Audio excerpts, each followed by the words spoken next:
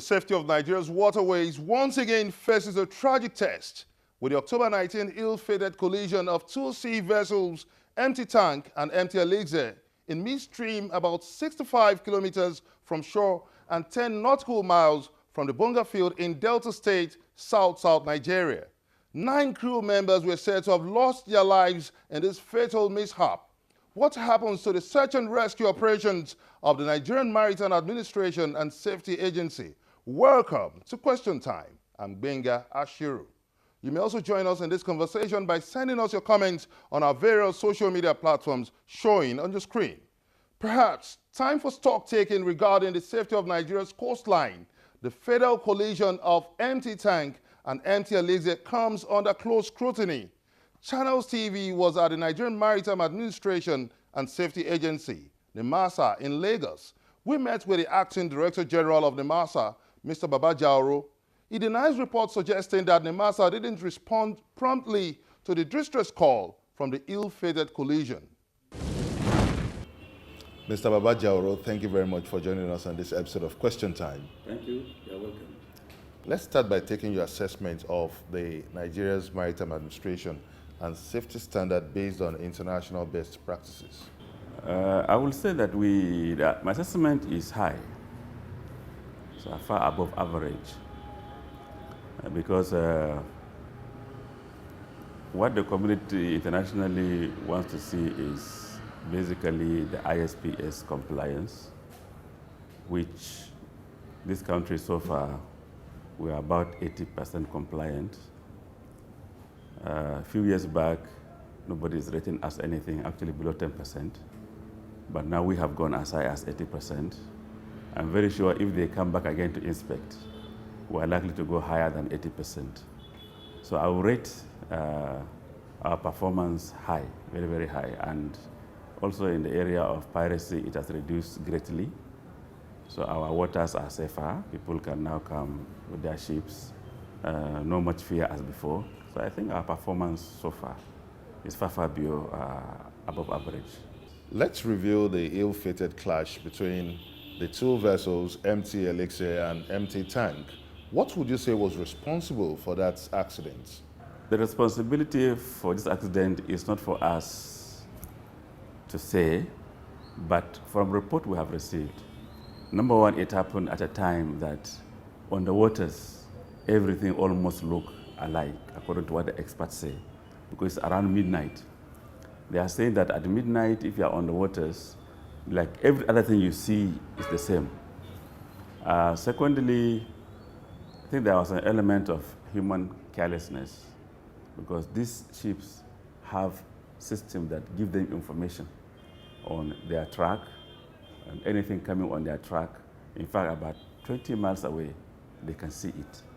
So somebody somewhere on both ships fell in their duties, that's the operators, maybe the watchmen. They were not able to see and give warning early enough. Now we understand one of the vessels saw the other coming and tried to get it on VHF. And it was waiting for it to take action. The ideal thing was if you are talking to it, no response, you two should make some maneuver to make sure that the whole thing is averted. But then the accident happened. So to me personally, I think there are some elements of human carelessness, those on the vessels. And I will blame the two of them, because all of them have systems that will tell them information about their environment. So how come they cannot see each other until they collide? Some say NIMASA didn't respond promptly in its search and rescue operations. That is not true. It happened midnight. The next day, before 11 o'clock, our men were on ground. And it's about 60 nautical miles offshore. And to say we didn't respond promptly is wrong. And there's this agreement that when an accident happens, those around should offer rescue operations. And the owners of the Bonga oil brought in their vessel. Even the Empty Elixir that is involved also brought in their rescue operators. So there was rescue operation immediately as the accident happened, and it continued even hours later, even days after. 5 days after the accident, NIMASA says it's still undergoing a search and rescue operation. Wasn't that dragging for too long? Well, it's not, because in the maritime environment, until the last is seen, we don't say the rescue operation is over. Our desire is to see how we can get the people that are trapped inside. And the place where the thing happened is as deep as 1,500 meters, which ideally divers cannot reach. But we tried our best to see how we can get the best of divers from around to see if someone can try it. Now, even to get those who can go 1,000 deep, 1,000 meters deep, it's not easy. We don't have them around here. And that is why it took such a long time. And unfortunately, it has gone so deep beyond what the human can go. So we have to give it up, that we cannot reach them downstairs. And the reason why we said it's still on, because we had records of accidents, people who were trapped days after they were retrieved, and some were alive. Because, if the doors are tight, water cannot enter. There should be some air that one can breathe for days inside. We have the record. Our maritime subdirector told us that they have that on record, that after 4 days, some people are still recovered. So we had hope that even after 5 days, we could still, some miracle can still happen. Would you say the rescue operations could have been better? Well, not quite, because gaps exist, and that is why we have collaborations, we have agreements, we have MOUs to cover such gaps. All over the world, you hardly find countries where they have all that they need. So the death of the divers that can go such deep is not peculiar to Nigeria, and actually it is a gap. It's a gap that can be covered with a long-term plan, but it's not that we don't have people who can go. We will have to hire them.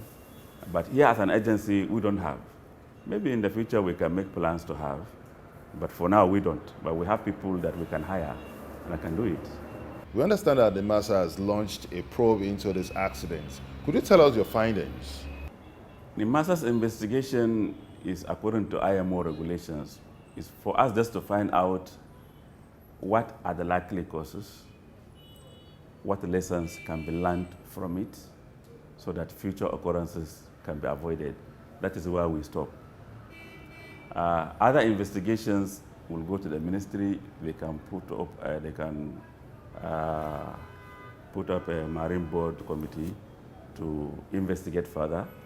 But for us as an agency, our own is just to make sure that we understand what happened, and we give the information to seafarers so that future occurrence can be averted. And that we have.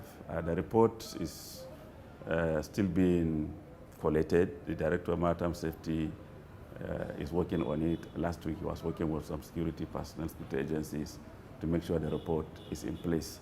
When we get it, we forward it to the IMO office.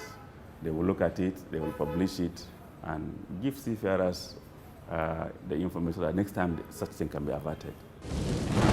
You can also be a part of this conversation. Just send your comments to our various social media platforms. They're showing on your screen. Coming up on Question Time, what is the outcome of NIMASA's probe into the two sea vessels' collision? Find out when we come back. Don't go away.